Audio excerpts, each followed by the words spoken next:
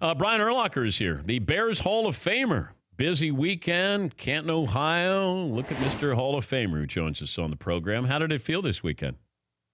It was overwhelming. It was just crazy. You know, you go from one thing to the next. Like you get there and they have your whole schedule planned out for you. I was trying to take it all in, but I just kept feeling like I was rushed from one thing to the next. But the Hall of Fame luncheon on Friday, unbelievable. Just sitting there with all those guys, listening to them talk. We can't talk because we're rookies, so we just listen. But it was cool. Wait, you're not allowed to talk? It's only the veterans of the Hall of Fame allowed to talk at the luncheon? The veterans. Yep. So next year if I go back, I'll be able to talk. But this year it was veterans only. Who did you meet where you went, I'm actually listening to this person talk to me? Every time I see Joe Namath, I'm like, wow, that's Joe Namath. Mel Blount is one of the biggest. Like, he's probably 6'4", 6'5". He played corner. I just can't. He was standing next to Joe Green. I was like, damn, he's taller than Joe Green is, and he played corner. Just, you see these guys, and the eras are different, I know, but, man, some of these guys are just – it's amazing to just see them. Could you have played safety in the NFL if you wanted to? I probably could have tried. Honestly, I think I'd have been okay. I would have had to lose some weight. I was 250, I think, my rookie year. Probably had to lose some weight so I was a little bit faster, but much better suited for linebacker, in my opinion. All right, your speech. How long did it take? Who helped? Yes. So it took me – so I started jotting stuff down on the way home after we found out that we were getting inducted. And then I probably let it sit for 3 months. And then the last month I started getting out there. A guy named Arthur Joseph helped me with it. I wrote everything in there was my context, but Arthur helped me with the presentation. And I did talk a little faster at some points, but that's just me. I can't help it, man. I get excited. I have to talk fast. When you got to the kids, I didn't think you were going to make it through. Oh, my gosh. Well, I got to my mom. I was, that was tough. But, yeah, the kids, the prompter was right next to them.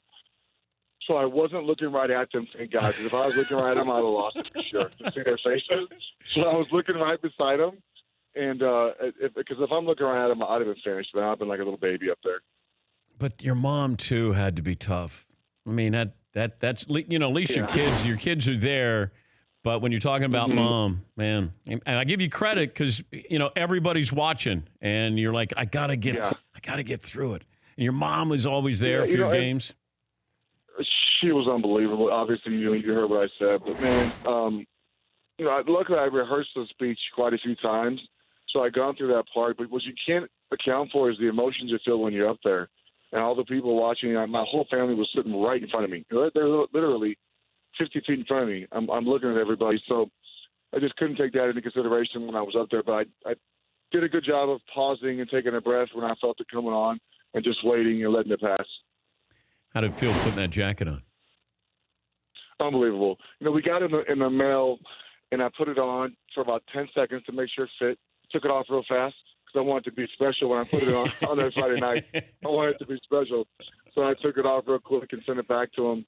But, man, it was unbelievable to kind of, and I didn't really feel like I was in until after I was done with my speech. And I was like, all right, now you made it. Now you can relax. It was like a huge relief off of me once I was done with my speech. And also cool inside pocket of the jacket. And it's got your number, the number that you're going into the Hall of Fame, the number of members. Describe what that looks like, that little patch that they have on the inside part of the jacket. Yeah, just like you said, on the inside left pocket of my jacket, it says Brian Urlacher, Hall of Fame class 2018, number 318. That's my Hall of Fame numbers. I'm the 318th person to be inducted into the Pro Football Hall of Fame. It's cool, man. The jacket's kind of light. I like that because it's hot as hell out there on the stage on Saturday. Oh my gosh! I didn't take. I look like a fool in shades, so I didn't take shades. But it was bright. It was hot, and then the sun. We were in a pretty good spot on the stage where the sun kind of went down, and we caught a bunch of shade.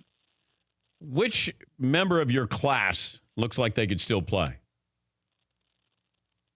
Terrell Owens, Brian Dawkins. Randy looks the same to me all the time. I always feel like he always just step on the field and run a 4-3. That's how I've always felt about Randy. But you look at B-Doc and he's just put together, and then T.O. always looks like he can play. Have any problem with T.O. not showing? No, not personally. I wish he would have been there so he could get his due, so he can be the center of attention. You get those 15, 20 minutes up there where it's just all about you. You can say what you want to. Everyone's focused on you. That's your one chance to be selfish if you want to be. It's your one time where everyone's just paying attention to you. So I got no problem with him doing what he did. I wish he would have came and been inducted with the rest of us, but he's got his reasons. Do you miss on field or off the field? Oh, off the field, for sure. On the field was fun. Don't get me wrong. I love playing football. But off the field, man, we had a blast. We had, I think, the best locker room of all time. We did so much stupid stuff in there. The games we played, the stupid stuff we made up just to pass the time in between meetings. And we had a bunch of good characters in that locker room. Give me an idea of some stupid stuff. Now that you're a Hall of Famer, you're allowed to say this. Yeah, okay. Well, okay. We played tape. We would make a tape ball and play baseball. I would strike Lance out like 40 times a week. We played dodgeball Saturday mornings, offense versus defense. We go through our walkthrough, and then we go just tear up I feel so bad for our equipment guys because we just tore the locker room to shreds. We would put the laundry baskets in the middle for the line you couldn't cross. Play dodgeball for half an hour. We had this stupid game where we'd get a dodgeball and we'd shoot it across the locker room. You had to hit the exact part of the rail across from you to earn a point. There may have been some gambling done at that. I'm not sure.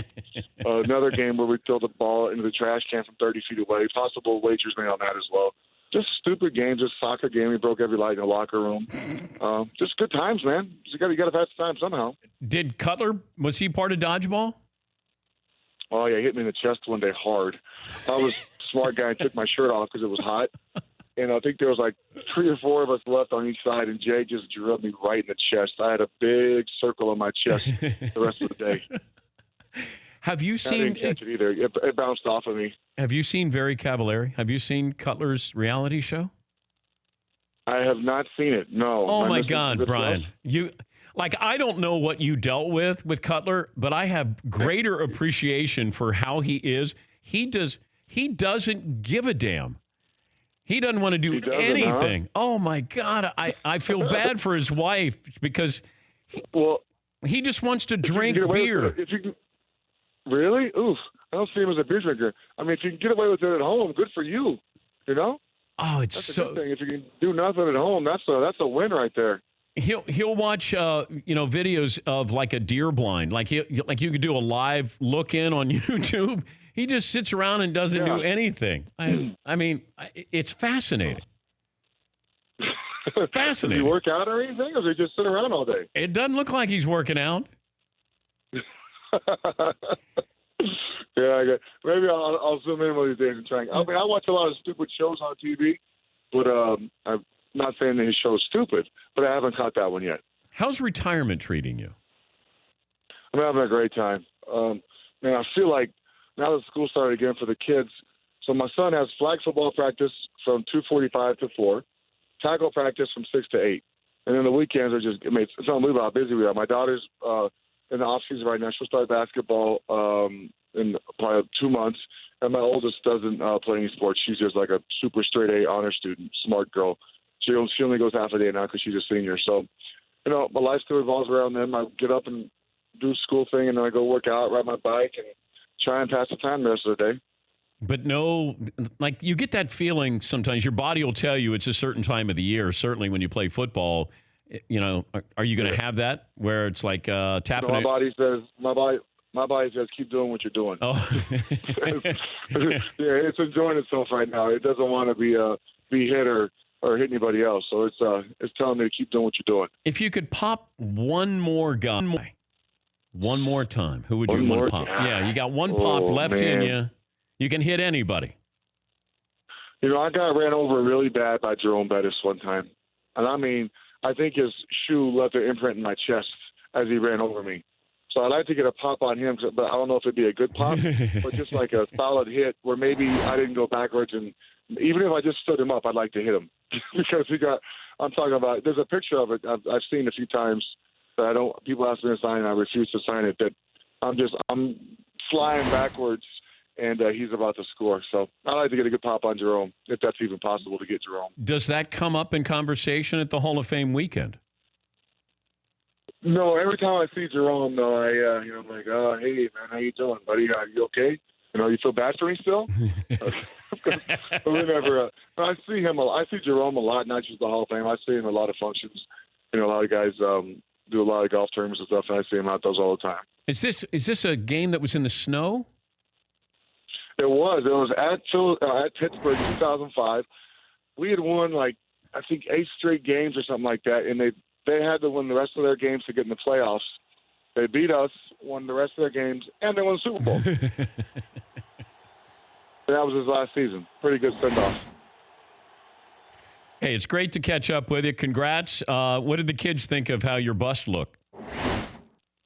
Oh, you know what? Well, now they're so used to seeing me with hair that look kind of different. So everyone's like, whoa, man. My whole family's used to the hair now, so when they see the bust bald, but that's how I think people remember me as a football player, so they thought it was good. They were kind of there when the guy came over when Ben came over to do the bust, so they saw kind of the process of it. No one saw the end result until Saturday night, but we saw the process happening. And I thought it was weird that you volunteered to pose naked just when they were doing your bust, which I found that's kind of strange, Brian. Great. He didn't even ask me. I was like, you want me to be nude, bro? Sure. He didn't really answer me, but I did it anyway. He had no problem. Yeah. Hey, congrats. Good to catch up with you. Very proud of you. All right. Thanks, Dan. Thank you, Brian. For more Dan Patrick Show, tune to Audience Channel 239 on DirecTV or download the Dan Patrick Show app.